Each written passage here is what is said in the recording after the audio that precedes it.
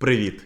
Сьогодні я хочу розповісти вам про одного з найвідоміших правителів Київської Русі – Ярослава Мудрого. Це був великий князь, який керував Києвом у XI столітті. Його називають мудрим не випадково, адже він залишив великий слід в історії. За його правління Київська Русь стала сильною і шанованою державою в Європі.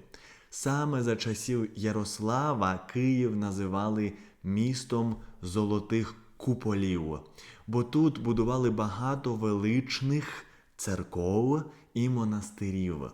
Ярослав дбав не лише про військо чи землю, а й про знання та культуру.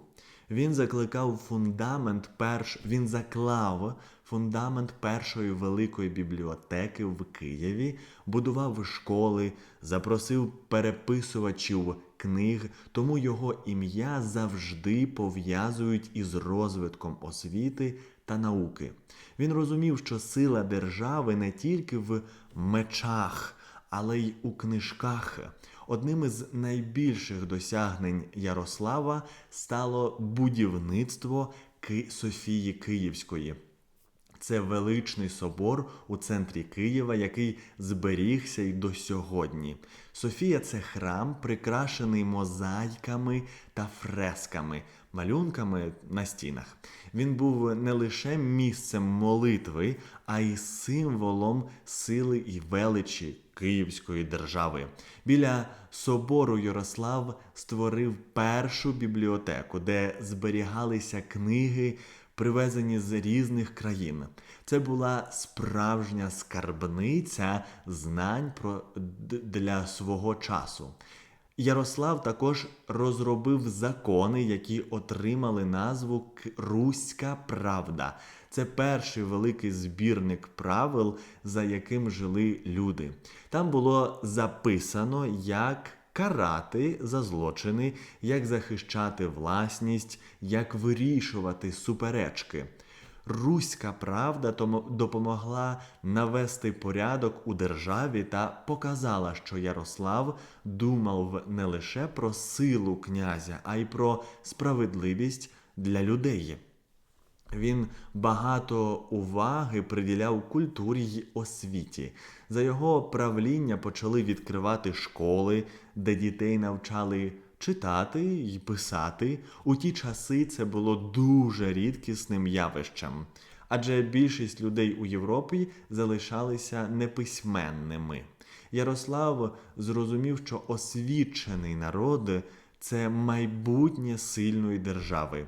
Ще однією важливою рисою його діяльності була дипломатія. Ярослав укладав союзи з багатьма європейськими країнами через шлюби своїх дітей із королями та королевами. Це давало Києву союзників і робило його відомим у всій Європі. Ярослав Мудрий помер у 1054 році. Його поховали в мармуровому саркофазі, який стоїть у Софії Київській.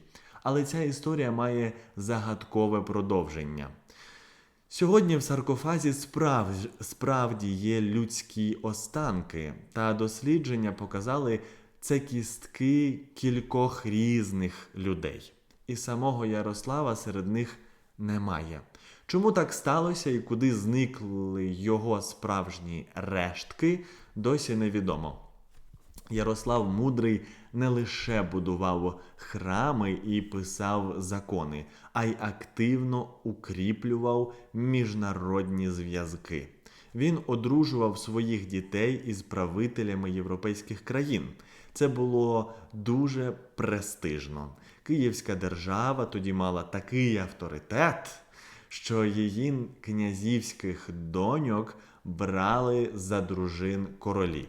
Однією з доньок Ярослава була Анна, яку ми сьогодні знаємо як Анну Ярославну. Анна Ярославна. Вона була молодшою донькою князя і мала блискучу долю.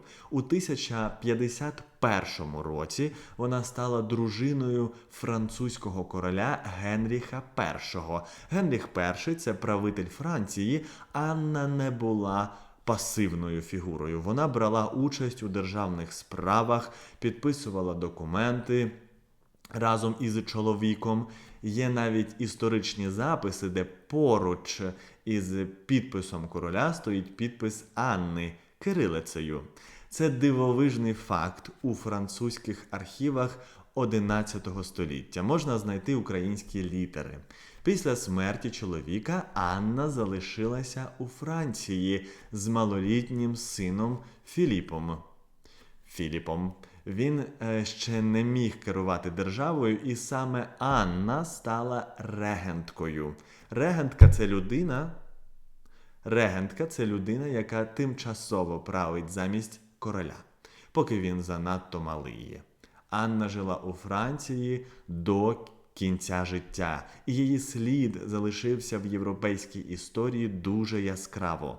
Для французів вона королева, для українців – донька Великого князя, яка показала, наскільки сильним і впливовим були зв'язки Київської держави з усім світом.